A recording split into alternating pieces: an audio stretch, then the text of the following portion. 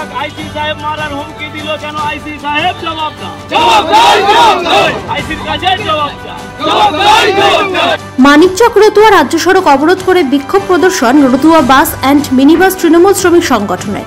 মানিকচকে পথ দুর্ঘটনার ঘটনায় অবৈধভাবে বাস চালক এবং খালাসিকে গ্রেপ্তারের দাবিতে নূরপুরে রাজ্য সড়কের উপর অবস্থান বিক্ষোভ। এমনকি এই বিষয়ে সংগঠনের সভাপতি মানিকচক থানার আইসির সঙ্গে কথা বলতে গেলে তার সঙ্গে দুর্ব্যবহার এবং রাস্তায় পেটানোর হুমকি দেন। ধৃত দুইজনকে নিঃশর্ত খালাসের দাবিতে অবস্থান বিক্ষোভ।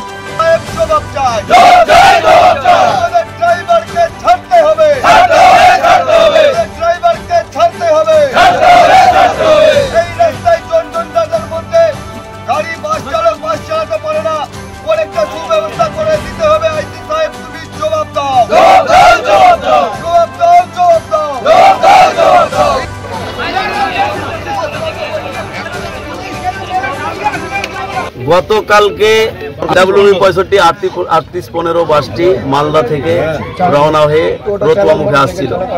মথুরাপুরের পরে নিমতল্লি বলে একটা জায়গাতে বাসটার পেছনে একটা বাইক ছিল। বাসটাকে ওভারটেক করতে গিয়ে এদিক থেকে ভুটভুটি টোটো ঢুকে যায়। ওই টোটোর সাথে বাইকের সংঘর্ষ হয়, তাতে বাইকওয়ালা ওখানে পড়ে গিয়ে আহত হয়। তাকে অন্য কেউ হাসপাতালে নিয়ে যায়। ওইখান থেকে বাস কিন্তু চলে আসে। রাস্তাতে প্রশাসন ধাওয়া করে আমাদের বাস ড্রাইভারকে ধাওয়া করে নূরপুর স্ট্যান্ড থেকে দুইজনকে ড্রাইভার এবং কন্ট্রাক্টরকে অ্যারেস্ট করে নিয়ে গিয়ে লকআপে ভরে আছে। যে ড্রাইভারটাকে লকআপে ভরে রেখেছে সেই ড্রাইভারটা রোজা ছিল। তাকে রোজা খোলানো পর্যন্ত হয়নি। রাত্রি 11টার সময় তাকে পানীয় জল দেওয়া হয়েছে। আমাদের রোজা ইফতারি ছিল গতকালকে 5:55 তাকে রাত্রি 11টার সময় করা হয়েছে। এবার ঘটনা হচ্ছে আমরা গেছিলাম, তার পরিপ্রেক্ষিতে আমি গেছিলাম, আমি আইসি সাহেবের কাছে গেছিলাম। আমি যে ওর সাথে বলছি রতুয়া ট্রেড ইউনিয়নের সেক্রেটারি বলছি, আমি আমার কথাতে এমন ভাবে বলছে যে আমি কোনো মাছ বিক্রি করতে এসেছি ওর কাছে। ওকে বললাম যে সাহেব তাহলে অন্তত ড্রাইভারটাকে তো লকআপ থেকে বাইরেও তো রাখতে পারতেন। অ্যাক্সিডেন্ট তো ওরা করেইনি, ওদের গাড়িতে তো লাগেইনি, এরা তো পরিষ্কার। এটা প্যাসেঞ্জার সাক্ষী দিচ্ছে। আর যদি একটা গাড়িতে অ্যাক্সিডেন্ট হয়, ড্রাইভার কি গাড়ি নিয়ে আসবে না গাড়ি ছেড়ে কোন দিকে পালাবে? গাড়িটা প্যাসেঞ্জার করতে করতে আসছে। যদি লাগতো তাহলে কেউ প্যাসেঞ্জার করতে করতে আসতো না।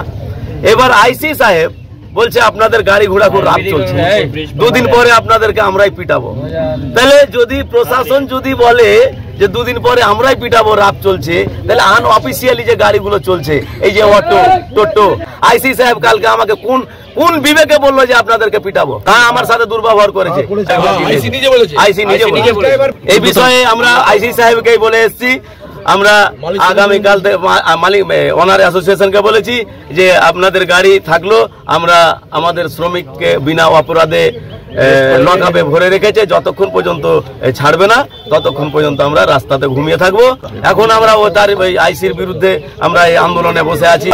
যতক্ষণ পর্যন্ত আইসি সাহেব বেকসুর খালাস করছে না ততক্ষণ পর্যন্ত এখানে অনশন চলবে। একজনের নাম হচ্ছে রাহুল শেখ আর একজন হচ্ছে ভোলা সিনহা। আমরা আমাদের দাবি আমাদের নিষ্পাপ ড্রাইভার এবং কন্ট্রাক্টরকে অতি শীঘ্রই ছাড়া হোক। যতক্ষণ পর্যন্ত ছাড়বে না আমরা এখান থেকে। পাথর ছাড়াই প্রতিকার সম্ভব। মালদার প্রাচীনতম ভৃগু বংশ জ্যোতিষী পণ্ডিত এস শাস্ত্রী।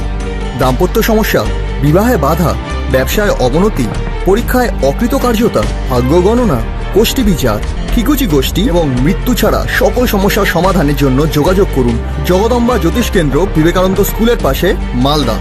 মোবাইল 09730278332 অথবা 09332056956।